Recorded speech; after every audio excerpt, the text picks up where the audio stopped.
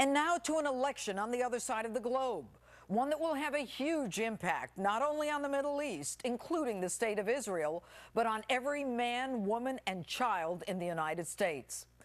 It all started when one of my opening statements went viral in Egypt. I called out President Obama for continuing to support Muslim Brother President Morsi after more than 33 million Egyptians came out of their homes to protest this so-called democratically elected president. The problem? He suspends the Constitution, imposes Sharia law, puts himself above any checks and balances, creating a theocratic government like the Ayatollah in Iran, and he issues a presidential order releasing condemned terrorists from prison. On my recent visit to Egypt, I met with many government leaders and ordinary Egyptians who were very disappointed in the recent breakdown of U.S.-Egyptian relations. Those relations have been mutually beneficial for decades, from the Camp David peace accords, where Egypt was the first Arab country to recognize the state of Israel. It's the Obama administration's feckless foreign policy, the dithering and the doublespeak, and the refusal to support an ally, Egypt, in this dangerous time that creates the type of vacuum that allows terrorists to move in. Those terrorists, now present in Libya, continue to train and prepare for more attacks on the West. Now, Egypt has always given us flyover rights over their country and preferential treatment at the Suez Canal. After 9/11, Egypt shared intelligence and jointly interviewed al-Qaeda prisoners. But most important, Egypt, at the crossroads of Asia, Africa, and the Mediterranean, is geopolitically positioned to provide stability in the Middle East. Yet Obama refuses to give the military support promised and allocated for Egypt to fight al-Qaeda and the terrorists who threaten to destroy that country. Now, Egypt is 1/4 of the Arab world, over 90 million people. Should they fall, the West is at risk. And although Egyptians are fearful of al-Qaeda and the Muslim Brotherhood and Ansar al-Sharia, 33 million of them were not afraid to take them on. Egypt is 80% Muslim, and most live in peace with the Coptic Christians there. But under the Brotherhood, more than 80 churches were burnt down, countless Egyptians tortured and killed, and more than 1,000 Christians' homes have been destroyed. On my trip, I met with Field Marshal al-Sisi, one of the candidates in the election this coming Monday and Tuesday, who made it clear that religion has no place in government, that Egyptian women should decide whether they want or don't want to wear a veil, that there needs to be a separation of church and state. What most Americans don't understand is that the vast majority of Egyptians hate the Muslim Brotherhood, and they want nothing more than a democracy in their country. They don't care if you're a Muslim, a Christian, or a Jew.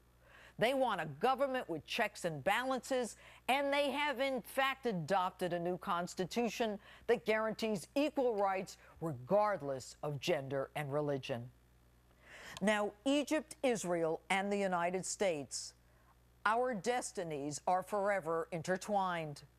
And for the U.S. to not support Egypt in its fight for democracy against the Muslim Brotherhood is to deny our own origin.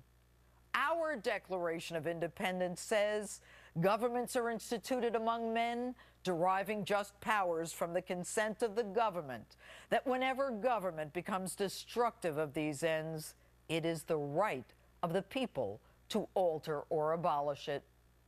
Unfortunately, our president, in true Obama fashion, prefers to ignore the majority of Egyptians who seek nothing more than safety, security, and democracy, even if it benefits the United States and our ally, Israel. Mr. President, take a look. This is what the Egyptians think of you. And with me now is Madar Capital Chairman Dina Kayat, who is coming to us live from Cairo. Good evening, Dina. Good evening, Janine. All right. Egyptians go from Mubarak to the election of Morsi, and within a year, 35 million take to the streets to remove the man that they elected. Explain why. Well, we Egyptians elected Morsi on the basis of a social contract to govern within a constitution, providing democracy, just like anywhere, providing democracy and social justice. Everything was quiet until November 2012, a few months after he came to power, when he issued the constitutional declaration you mentioned, putting him and his diktats above the law. That was the beginning of the end for Egyptians. They had elected a dictator. That was one. Two, Morsi never ruled Egypt during that year. It was the Guidance Bureau, whom nobody had elected. It was discovered later on that the Guidance Bureau of the Muslim Brotherhood would send him instructions on everything. They even tapped the meetings at the palace where Morsi was conducting, and conducted those meetings and issued instructions.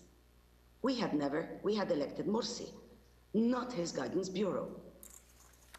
And let me ask you this, Dina. 80% of Egypt are Muslims.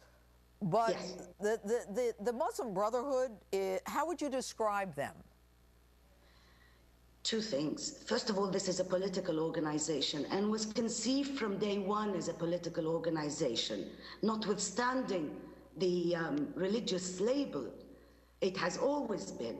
Hassan al-Banna said it was the duty of every Muslim Brotherhood member, if you wish, to rule the world, or to strive to rule the world. Religion and welfare were incidental to the organization from day one.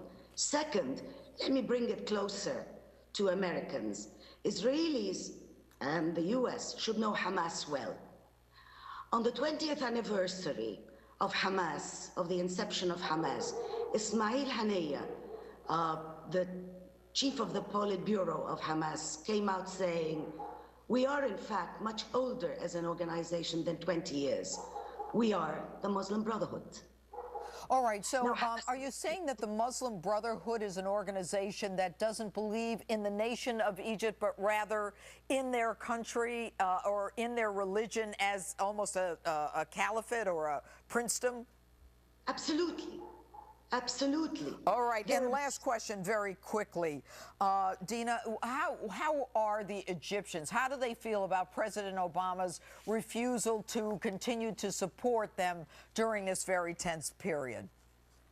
Deeply disappointed. We are conducting a real war on terror in the Sinai.